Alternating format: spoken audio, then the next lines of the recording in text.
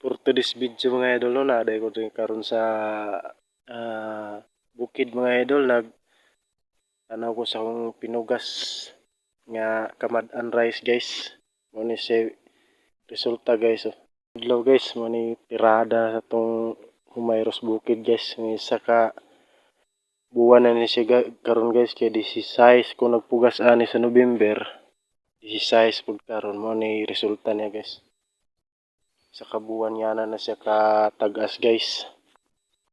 Tirahon pa nato ni siya gabuno guys. Gamitan na nag 14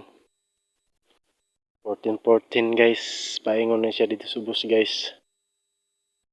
Ubos pa ng kahoy nga natumba guys. Paingon na lang na yung mga kahoy nga tagas guys dito na siya.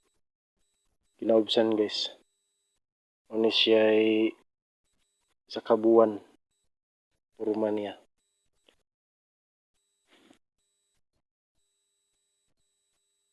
Alright guys, thank you for watching.